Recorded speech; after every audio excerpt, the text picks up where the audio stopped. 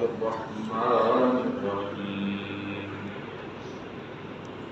الحمد لله رب العالمين الرحمن الرحيم مالك يوم الدين إياك نعبد وإياك نستعين اهدنا الصراط المستقيم صراط الذين أنعمت عليهم غير المغضوب عليهم ولا الضالين.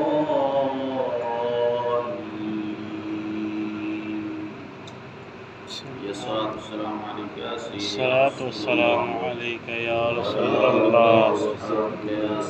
الصلاة والسلام عليك يا نبي الله وعلى آلك وأصحابك يا نور الله. الحمدللہ رب العالمین. سب خوبیاں اللہ کو جو مالک سارے جہان کا. سورہ فاتحہ ایک عظیم سورت ہے اور بعض روایات کے مطابق یہ قرآن مجید کی سب سے پہلی سورت. بعض روایت میں ہے کہ اقرأ بسم ربک الذی جو ہے سورت وہ سب سے پہلی سورت نازل ہوئی، لیکن بعض روایات کے مطابق سورہ فاتحہ جو ہے وہ سب سے پہلی سورت ہے. جس طرح حضرت عمر بن شرحبیل سے منقول ہے کہ نبی اکرم صلی اللہ تعالیٰ علیہ وسلم نے حضرت سیدہ خدیجہ رضی اللہ تعالیٰ عنہ سے فرمایا، میں ایک ندا سنا کرتا ہوں جس میں اقرا کہا جاتا ہے. تو یہ خبر ورقہ بن نوفل کو دی گئی جو سیدہ خدیجہ کے کزن بھائی جس کو کہتے ہیں. ان کو یہ خبر پہنچی تو انہوں نے نبی صلی اللہ علیہ وسلم سے عرض کی، جب آپ کو دوبارہ یہ ندا آئے تو آپ بااطمینان ہو کر اس کو سنیں. اس کے بعد حضرت جبرائیل امین علیہ السلام نے حاضر خدمت ہو کر فرمایا، بسم اللہ الرحمن الرحیم پڑھیے الحمدللہ رب العالمین.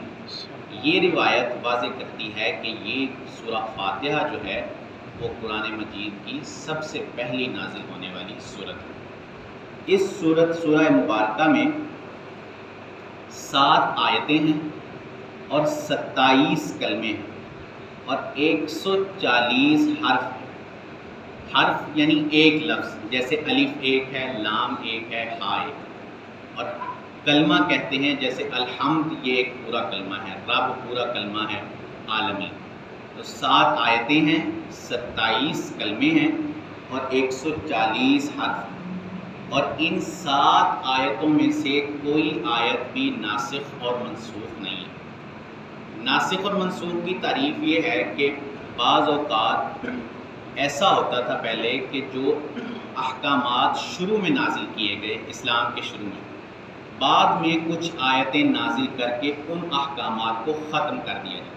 یعنی کچھ آیتیں ایسی ہوتی تھیں کہ جن کے احکامات پہلے لاگو ہوتے تھے لیکن بعد میں ان احکامات کو تبدیل کر کے نئے احکامات جاری کر دیے جاتے. لیکن سورہ فاتحہ ایک ایسی صورت ہے کہ جس کی ساری آیتیں ہی نافذ العمل، یعنی اس کی آیت کوئی ایک آیت بھی نہ ناسخ ہے اور نہ منسوخ ہے، اس کا حکم منسوخ نہیں ہوا. اسی طرح سورہ فاتحہ کے بے شمار فضائل و برکات احادیث مبارکہ میں بیان کیے گئے. جیسے مسلم شریف کی ایک حدیث پاک ہے کہ ایک فرشتے نے آسمان سے نازل ہو کر حضور پر سلام عرض کیا اور 2 ایسے نوروں کی بشارت دی کہ جو رسول اللہ صلی اللہ علیہ وسلم سے پہلے کسی کو عطا نہیں کیے گئے. ان میں وہ 2 نور کون سے تھے؟ ایک سورہ فاتحہ اور دوسرا سورہ بقرہ کی آخری 3 آیتیں، للہ ما فی السماوات و ما فی الارض سے لے کر سورہ بقرہ کا آخر تک. یہ 2 نور ایسے ان کی بشارت دی فرشتے نے کہ نبی صلی اللہ علیہ وسلم سے پہلے کسی اور کو یہ عطا نہیں کیے. اسی طرح سنن دارمی شریف کی حدیث پاک ہے کہ سورہ فاتحہ ہر مرض کے لیے شفا ہے. یعنی کسی کو کوئی مرض بھی لاحق ہو اس پر سورہ فاتحہ پڑھ کر دم کیا جائے تو اللہ کے فضل سے اس کو شفا ہو جائے. سبحان اللہ.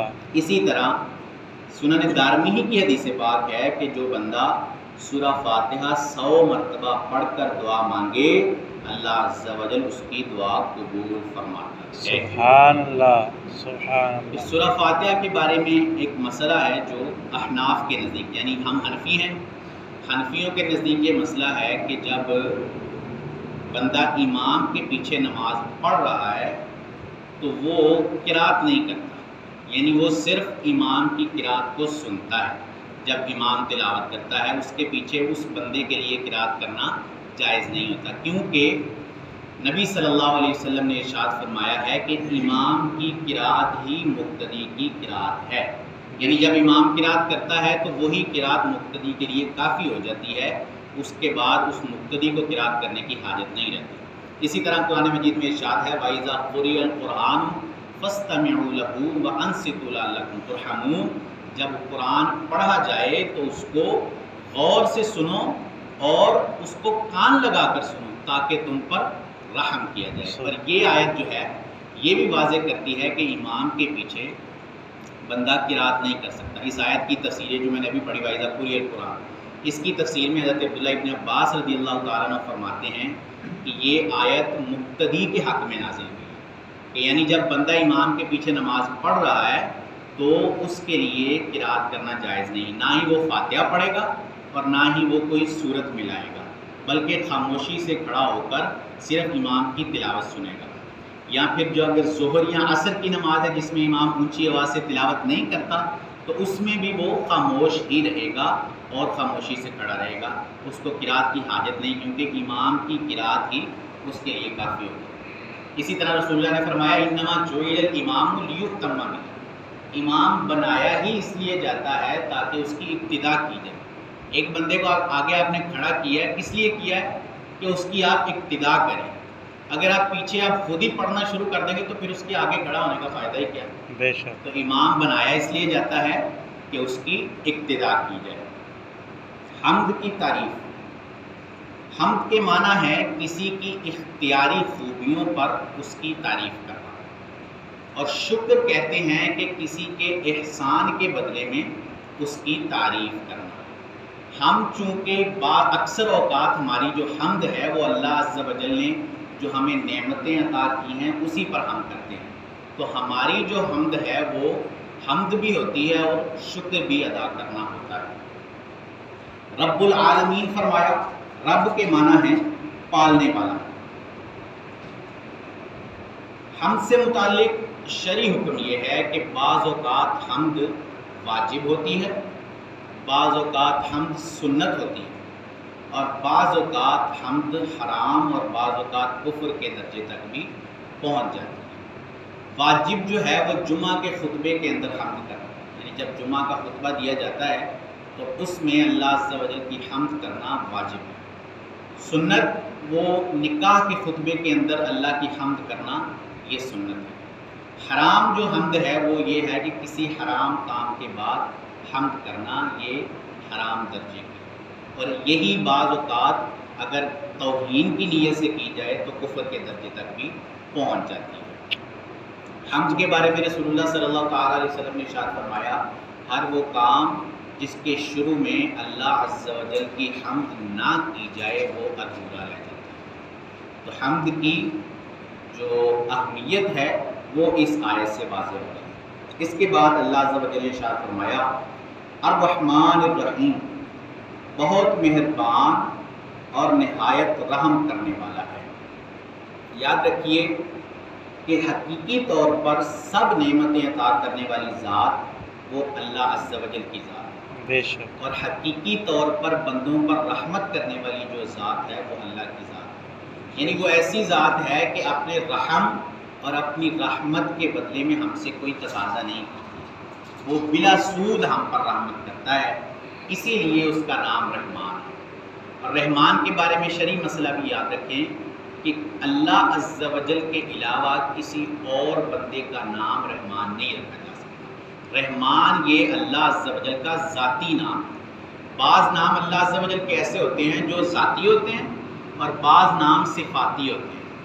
ذاتی نام جو ہیں وہ اللہ کے علاوہ کسی کے لیے بھی پکارنا جائز نہیں، جیسے اللہ یہ ذاتی نام ہے، یہ کسی اور کو نہیں کہا جا سکتا۔ اسی طرح رحمان یہ بھی اللہ عز و جل کا ذاتی نام ہے، یہ کسی اور کا نام نہیں رکھا جا سکتا، لیکن رحیم جو ہے یہ نام رکھا جا سکتا ہے، کیونکہ اللہ عز و جل نے قرآن مجید میں خود اپنے محبوب کو بھی رحیم کہا ہے۔ سورہ توبہ کی آیت مبارکہ ہے لقد جاءکم رسول من انفسکم عزیز علیہ ما عنتم حریص علیکم بالمؤمنین رؤوف الرحیم۔ یہ جو رؤوف اور رحیم ہے دونوں اللہ عز و جل کے ہی نام ہیں، لیکن یہاں اللہ عز و جل نے اپنے پیارے حبیب کو رؤوف اور رحیم فرمایا، تو اس سے واضح ہوتا ہے کہ یہ جو نام ہیں یہ دوسروں کے لیے بھی رکھے جا سکتے ہیں، لیکن رحمان جو ہے وہ اللہ عز و جل کا ذاتی نام ہے۔ مالک یوم الدین، روز جزا کا مالک۔ روز جزا سے مراد قیامت کا دن ہے، یعنی وہ دن کہ جب بندوں کو ان کے اعمال کا بدلہ دیا جائے گا۔ اب الرحمن الرحیم کہنے کے بعد مالک یوم الدین کہنا یہ ترغیب کے بعد ترغیب ہے، یعنی جب بندوں کو یہ بتایا کہ اللہ عز و جل رحمت فرمانے والا ہے تو اس کے فوراً بعد یہ کہا مالک یوم الدین، تو یہ اس لیے فرمایا کہ کہیں کوئی بندہ جری نہ ہو جائے، یعنی صرف اللہ عز و جل کی رحمت دیکھ کر جو آج کل ہمارے ہاں معمول ہے لوگوں کو سمجھایا جائے کہ گناہ نہیں کریں اور داڑھی رکھیں یا شرعی احکامات پر عمل کریں، تو لوگ کہتے ہیں نہیں کوئی نہیں اللہ معاف فرمانے والا ہے، اللہ رحمت فرمانے والا ہے۔ تو رحمت کا ذکر کرنے کے بعد فوراً قیامت کے دن کا تذکرہ کیا کہ اللہ عز و جل اس دن کا مالک ہے، تو اس سے بندوں کو خوف دلانا مقصود ہے کہ کوئی بندہ جری نہ ہو جائے اپنے معاملات پر، کیونکہ رحمت کے ساتھ ساتھ بندے کو جب بندہ رحمت کی امید کرتا ہے تو اس کے ساتھ ساتھ اللہ عز و جل کا خوف بھی دل میں ہونا چاہیے۔ بالکل ہی امید لگائے رکھنا اور خوف کو بالکل دل سے نکال دینا یہ صورت بھی صحیح نہیں، یا صرف خوف کو دل میں رکھنا اور امید بالکل ہی چھوڑ دینا یہ صورت بھی بالکل ٹھیک نہیں۔ درمیانی صورت یعنی اللہ عز و جل کی رحمت کی امید بھی ہو اور اس کے عذاب کا خوف بھی ہو۔ حضرت سیدنا عمر رضی اللہ تعالیٰ عنہ کا فرمان ہے، آپ فرماتے ہیں کہ کل اگر قیامت کے دن اگر یہ اعلان کیا جائے کہ سب لوگ جنت میں جائیں گے اور ایک بندہ جہنم میں جائے گا، آپ کہتے ہیں مجھے خوف ہوگا کہ کہیں ایک جو ہے وہ میں ہی نہ ہوں۔ پھر آپ فرماتے ہیں کہ اگر یہ اعلان کیا جائے کہ سب جہنم میں جائیں گے اور ایک جنت میں جائے گا تو میں اللہ کی رحمت سے امید کرتا ہوں کہ وہ ایک جنت میں جانے والا میں ہی۔ سبحان اللہ۔ تو یہ خوف و رجا کے درمیان کا معاملہ ہے، یعنی امید بھی رکھنی ہے اللہ کی رحمت سے اور اس کے عذاب کا خوف بھی رکھنا ہے، بالکل نا امید نہیں ہونا، کیونکہ اللہ عز و جل نے ارشاد فرمایا قل یا عبادی الذین اسرفوا علی انفسہم لا تقنطوا من رحمت اللہ، اے محبوب تم ان سے فرماؤ اے میرے بندو جو اپنی جانوں پر ظلم کر لیں، یعنی کوئی گناہ کر بیٹھیں، لا تقنطوا من رحمت اللہ، تو اللہ کی رحمت سے مایوس نہ ہوں، ان اللہ یغفر الذنوب جمیعا، بے شک اللہ سارے گناہ معاف فرمانے والا ہے۔ سبحان اللہ۔ سارے گناہوں میں ایک گناہ کی اللہ عز و جل نے استثناء کیا ہے کہ ایک گناہ ایسا ہے جو اللہ عز و جل کبھی معاف نہیں فرمائے گا۔ 5ویں پارہ کی آیت مبارکہ ہے ان اللہ لا یغفر ان یشرک بہ ویغفر ما دون ذلک، بے شک اللہ شرک معاف نہیں فرمائے گا، اس کے علاوہ جتنے بھی گناہ ہوں گے اللہ ان کو معاف کرنے کی قدرت رکھتا ہے۔ سبحان اللہ۔ پھر فرمایا ایاک نعبد و ایاک نستعین، ہم تجھی کو پوجیں اور تجھی سے مدد چاہیں۔ بے شک۔ اب نعبدو میں جمع کا صیغہ استعمال کیا گیا ہے، کہا گیا کہ ہم تیری عبادت کرتے ہیں، تو اس سے جماعت کے ساتھ نماز پڑھنے کا اشارہ ملتا ہے، اور اسی طرح اس میں یہ بھی اشارہ ہے کہ جماعت کے ساتھ پڑھنے میں بندے کو یہ سہولت مل جاتی ہے کہ جماعت میں اللہ عز و جل کے مقبول بندے بھی شامل ہوتے ہیں، تو جو گناہ گار ہے یا تو اس کی نماز جو ہے ان مقبول بندوں کی وجہ سے اس کی نماز بھی قبول ہو جاتی ہے۔ سبحان اللہ۔ اسی طرح فرمایا ایاک نستعین، اور ہم تجھی سے مدد چاہتے ہیں۔ حقیقی مدد کرنے والا اللہ عز و جل ہی ہے، حقیقی مدد کرنے والی ذات اللہ کی ذات ہے۔ اگر کوئی اس کے علاوہ عقیدہ رکھے کہ حقیقی طور پر اللہ کے علاوہ کوئی اور مدد کرتا ہے تو وہ مشرک ہو جائے گا، لیکن دوسرے کو صرف وسیلہ جاننا کہ یہ اللہ عز و جل کی بارگاہ میں ہمارا وسیلہ ہے، اور اگر یہ ہماری مدد کرتا ہے تو اللہ عز و جل کی دی ہوئی عطا سے ہی ہماری مدد کرتا ہے، ایسا عقیدہ رکھنا غلط نہیں ہے، کیونکہ اس معاملے میں وہ حقیقی مددگار اللہ کو ہی جانتا ہے، لیکن اس بندے کو صرف وہ وسیلہ مان رہا ہے کہ یہ جو میری مدد کر رہا ہے وہ اللہ کی دی ہوئی عطا سے کر رہا ہے۔ اس طرح ہم مولا علی کے بارے میں کہتے ہیں کہ وہ مشکل کشا ہے، حقیقی مشکل کشا ہم اللہ کو ہی مانتے ہیں، لیکن مولا علی کو مشکل کشا کہتے ہیں کہ ان کو اللہ عز و جل نے یہ طاقت عطا فرمائی ہے کہ وہ اللہ کی دی ہوئی طاقت سے ہم لوگوں کی مشکل کشائی فرماتے ہیں۔ سبحان اللہ۔ اسی طرح فرمایا اہدنا الصراط المستقیم، ہم کو سیدھا راستہ چلا، صراط الذین انعمت علیہم، راستہ ان کا جن پر تو نے احسان کیا، غیر المغضوب علیہم ولا الضالین، نہ ان کا جن پر غضب ہوا اور نہ بہکے ہوا۔ پہلے تو یہ کہا کہ ہمیں سیدھے راستے کی توفیق دے، ہمیں سیدھے راستے پر چلنے والا بنا، پھر اس سیدھے راستے کی وضاحت کی کہ یہ سیدھا راستہ کہ کون سا سیدھا راستہ ہے، یہ سیدھا راستہ اللہ عز و جل کے نیک بندوں کا راستہ ہے، سبحان اللہ۔ صراط الذین انعمت علیہم، راستہ ان لوگوں کا جن پر تو نے انعام کیا، یعنی اللہ عز و جل کے اولیاء کا راستہ، اللہ عز و جل کے دوستوں کا راستہ، انبیاء کا راستہ، اور پھر استثناء کیا کہ ہمیں اس راستے سے بچا، ان لوگوں کے راستے سے بچا جن پر تو نے اپنا غضب کیا، جیسے کفار ہیں، جیسے اللہ عز و جل کے دشمن ہیں، فرعون ہے، نمرود ہے، اسی طرح اور بھی جتنے بھی کفار ہیں، ان سب کا اس میں استثناء کیا گیا کہ ہمیں ان لوگوں کے راستے سے بچا لے۔ اللہ عز و جل سے دعا ہے کہ اللہ عز و جل ہمیں حقیقی طور پر قرآن مجید کی سمجھ عطا فرمائے، آمین آمین بجاہ خاتم النبیین۔ اسی طرح یہ سلسلہ جو ہے وہ ہم انشاءاللہ کوشش کریں گے کہ یہ چلتا رہے، انشاءاللہ، اور قرآن مجید ہم مکمل کریں ترجمہ و تفسیر کے ساتھ۔ آپ کے ساتھ انشاءاللہ۔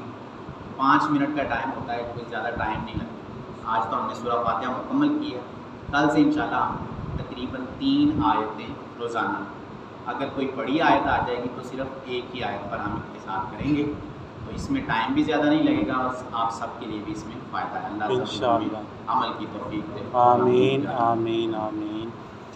اللهم صل على سيدنا مولانا محمد وعلى الجود والكرم وعلى وصحبه وبارك وسلم آمین۔ اللهم انت السلام ومنك السلام تبارك يا ذا الجلال والاكرام آمین۔ اللهم ربنا آتنا في الدنيا حسنة وفي الآخرة حسنة وقنا عذاب النار آمین۔ سبحان ربك رب العزة عما يصفون وسلام على المرسلين والحمد لله رب العالمين آمین۔ وصلى الله تعالى على رسول خير خلقه محمد وعلى صلی آله اللہ وأصحابه أجمعين برحمتك يا أرحم الراحمين۔